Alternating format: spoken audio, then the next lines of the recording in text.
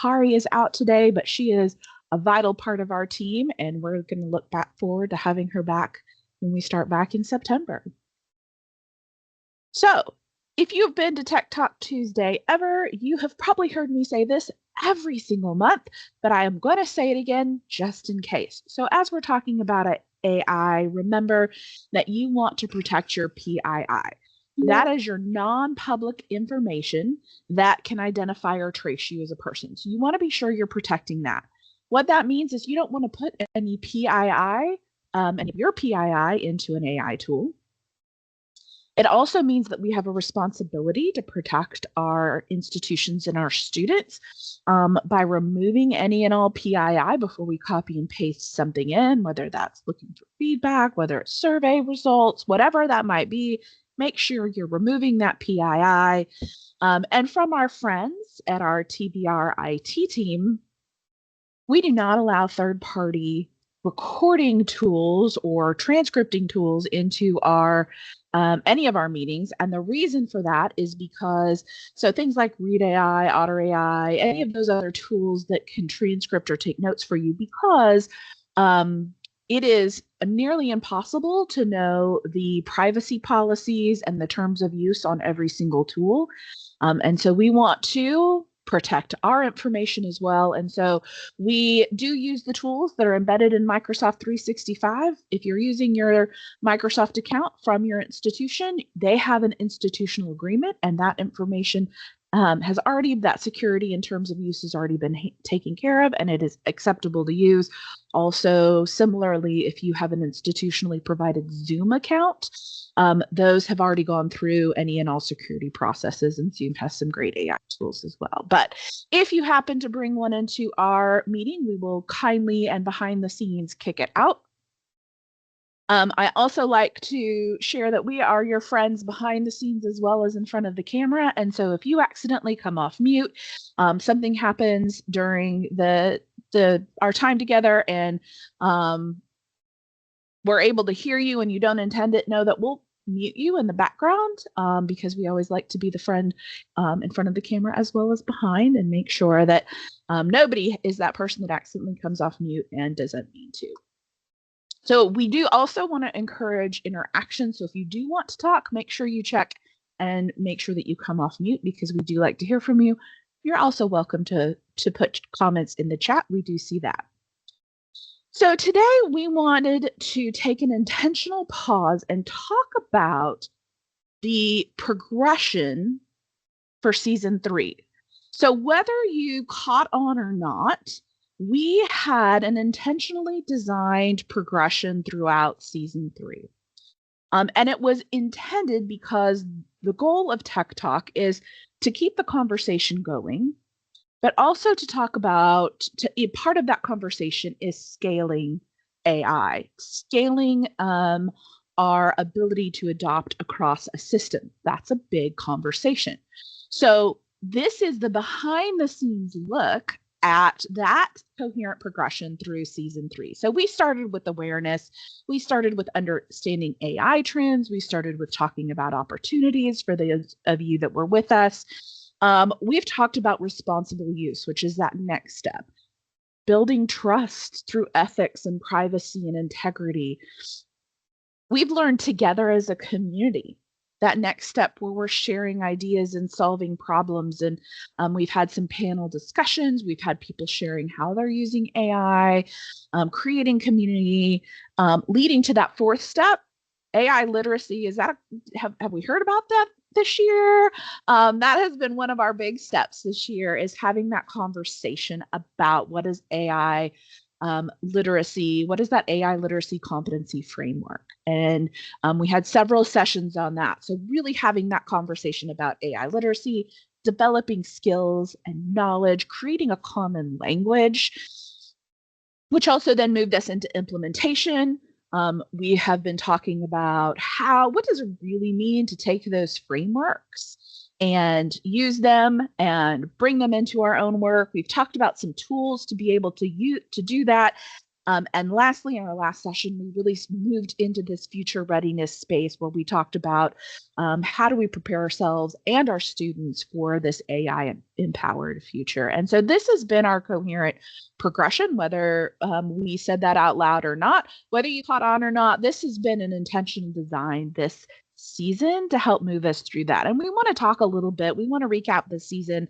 We want to talk about some of the things that went on this season as we're beginning to wrap it up. But first, let's do a poll, and I'm going to see if I can make this happen in real time, learning things. Erin's got it for us. So we want to hear from you. Which season theme had the biggest impact on your work? Or which season theme resonated with you the most? We have several themes in there, so take just a second. And if you want to scan the QR code, that's great. If not, there's a link in the chat. You can just click the link and complete our survey.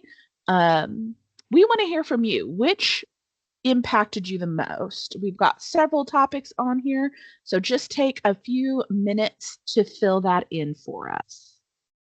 And Erin, I don't know if this result comes in real time. I'm learning things today. Yes, it will after they answer the second question, which we'll talk about in a minute. But once you log in there, follow the link, you'll have 2 questions, and they're both multi-select, so they can select more than one. But the slide that will show the results of the second one comes up in just a few slides. So okay, perfect. So there's going to be 2 questions. Please take a few minutes to talk through those, but I am going to turn this over to start talking through those stages that we built, those steps that we built in season 3. Awesome. Fantastic. Yes, and we'll be able to show your feedback, and we're really interested in your feedback. We take the time to intentionally collect these insights from you to kind of give us a pulse on how things are rolling in your world based upon our presentations. And so they're very helpful for us. So we really appreciate if you can engage in those questions. All right, so let's take a look at that first stage. So this was way back last year, in the very beginning of season 3, where we really set the stage on the foundation. What does it mean to build awareness? And so that was rooted in a conversation we had about a study from the Higher Education Policy Institute. And at that time, it showed that 93% of students were using AI tools. So that really set that foundation of why we needed to build awareness for across our system here at TBR. With that, we looked at the current research, those emerging tools that were coming out at that time, the changes in expectations, especially coming from industry, and really grappling and highlighting and focusing on that this is not going away. This was not something that we could ignore any longer. So that this was really the foundation of the shift, where it was no longer a question whether or not AI had a place in higher education, that it definitely did. And so how do we adopt it and adapt it for our institutions responsibly and effectively? So if we go to the second stage, that then sets up for that responsible AI use. So it focused on really the importance of the trust, right? So, and that was something that we all struggled with early on. It didn't matter about the tools. The tools was secondary. It was more about the trust and that foundation of trust in adoption of the tools. How we grounded that was really anchoring our AI conversations in how does it align with our educational values. So not that it was just this flash in the pan, adoption of technology, but how does it really resonate with what we are good at, what our goals are as educational institutions. And so some of that then informed a lot of conversations, especially about privacy, So what we put into these tools, that practice of securing information, not only the information we're working with, but also that of our students, while also maintaining that academic integrity, which is again is a core foundation of higher education, and making those decisions intentionally where the AI tools or the implementation added value to the education, not just something that we could play with, basically. And so then we transitioned into the next stage, that's that community. So the community of learning, we started with it at the very beginning, that we are all learning this together. I think one of our key phrases was at that time was, no one knows all of this, but together we can all help one another in growing our knowledge and expertise in AI. And so out of that came the implementation of our communities of practice. We had 4 communities of practice this year that are wrapping up the end of this academic year. And those spanned across specialties in humanities and arts, in health and human services, in STEM and the technical fields, and then our staff and instructional technologists, academic leaders, and learning support. And so those groups really helped us to understand what are the things that they're facing, what are the things that matter to them. They're looking at different ways of implementing through experimentation and problem solving and sharing within those communities. We had a few communities of practice members come on to our Tech Talk Tuesday this last season and share what they were learning, share what they had tested, how it went, whether it was a success or a failure. That was very valuable. But again, what we learned through the communities of practice and continue to learn and will continue to emphasize is that no one has all the answers. It's even more relevant today than it was back then. So this community of practice really gave us an opportunity for our faculty and staff to come together and to problem solve and test and collaborate with one another. So amazing, amazing opportunity. And we'll continue to do that this next academic year. So then the AI literacy stage came to play. And this has been huge, again, in moving all of this forward. Earlier this year, published the suite, the AI Literacy Competency Frameworks Suite, which is the interconnected frameworks for students, faculty, and staff on AI literacy competencies. So again, these don't focus on tools, they focus on practice. And so that practice can then inform the practice that we do in our classrooms, the practices that we do in our positions as staff, and our practices as faculty. So this was necessary and a huge leap forward for the AI Learning Collaborative and for TBR overall. All right, so then the next stage is stage 5. So this is, again, moving from knowing to doing. So putting those frameworks into practice. Great sessions this year on how to apply those frameworks specifically for faculty in aligning the competencies to their knowledge competencies to their course competencies. And that then led to conversations on assessment redesign, activity redesign, really began the conversation of what does this really look like in practice for myself as a faculty member, and what I can then now modify so that I can help to deliver these frameworks for students. And again, all of it is guiding us towards being able to prepare our learners for what is expected in employment. And so aligning those learning outcomes with what industry is looking for with relation to these AI literacy competencies. So huge leap forward, and continue to emphasize that. In addition, if we look on the next stage here, again, our frameworks here and pretty much everything that we focus on in our Tech Talk Tuesdays and all the trainings that the AI Learning Collaborative does, we try to stay tool agnostic as much as possible, because we all realize these tools have changed and will continue to change at a rapid pace, where it's unrealistic for any training or guidance to stay relevant and useful.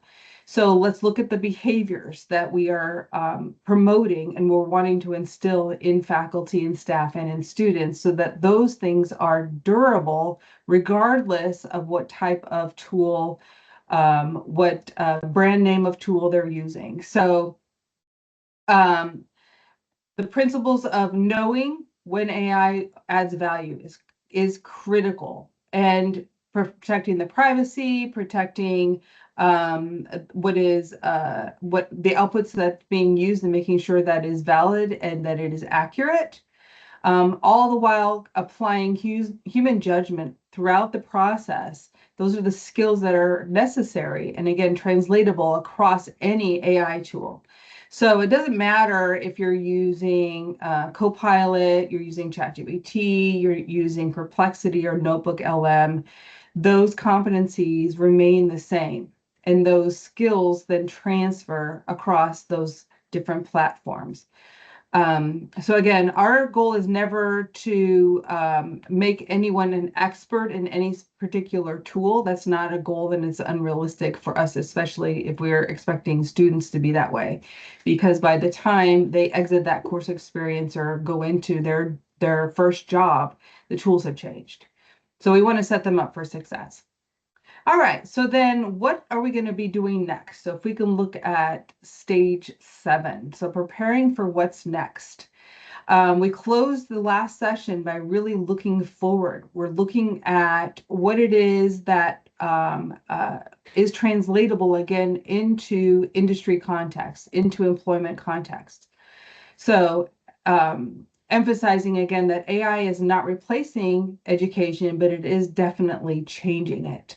So the nature of work now is looking at how discreetly that human is contributing in the work tasks, and then how AI can then contribute in those work tasks, and differentiating those, making sure that we're developing the skills in both as we move forward and prepare learners for their next.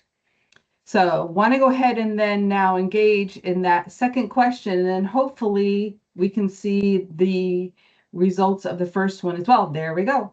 All right, so looking at the results here, overwhelmingly, the theme that had the biggest impact was AI tool overviews at 32%. It looks like the second one was on the AI literacy framework suite. Excellent. And then if we can go to the second question, so then here's where we're asking, how did you put it to practice? So here we have a tie of promoting strategies and AI for productivity. Not a surprise there. I think that there's been a lot of emphasis across the AI landscape, not just with the AI Learning Collaborative in those two areas, followed by the AI syllabus and course policy. Excellent. That will make Pari very happy. Great to see that you're engaging with this. We appreciate your feedback, and we hope that you continue to find these sessions valuable. All right, I'll hand it over to Jamie. Thank you, Erin. That's great information. So we're going to talk about some of our resources. We have folks who continuously join us, and we'd like to remind everyone about the resources that we provide. And what we'll do is talk about them briefly, and then we'll jump over there and do a little tour of them, because they're constantly being built upon and developed. So the first is our Bridging Minds and Machines website. It's a comprehensive resource where we come together to learn about practical evidence-informed resources that we post on that website. So this team spends a lot of time vetting different tools, different ideas, different pedagogical practices, different workflow practices. And so we evaluate those and we try to really surface some of the more effective ones that we can surface, and then we share those out with you. Doing that type of work takes quite a lot of time, and we realize that faculty and staff have their plates are full. In addition to what's going on in this world. So we do that for you so that we do vet the resources that are on the website. We develop templates. We develop strategies like we do in these sessions if you've been joining us, and we add those to the website as well. And under share, that kind of comes in here too, because in our every one of our Tech Talk recordings are posted on that website. And in addition to the recording, each one has a transcript attached to it for accessibility, really, but also you can use those transcripts to surface different effective practices that you can go through and apply in your workflow or in your classroom. We also have a tool on there, the AI Exchange, and I believe that's on the next slide. If you will move to the next one. Yes. So the AI Exchange is our searchable database that contains over 50 use cases. And these use cases are from TBR stakeholders and LGI partners. And it's continuously growing. And so we're really excited that we're seeing an influx of people uploading their use cases, because that's a really great way to learn. We have so many different academic programs, so many different academic offices, and we're doing different things all the time. So this is a great way to share and learn from others. You can search by discipline. You can find ideas you can adapt and implement. So if you find an idea and it may be developed for a different discipline, you can take that and adapt it for your particular discipline. You can contribute your own there. It's a very simple form that you can just copy and paste your use case into the tool. You can add any additional links or supporting files that you want to share. We've had some faculty and staff add their contact information. So if a person is looking at their use case and they want to ask questions about it or ideate about it, then information has been shared by those who are willing to do that. And so it's just a great way for us to help build a statewide knowledge base that we are sharing with one another and helping each other along the journey of learning how to use these tools effectively.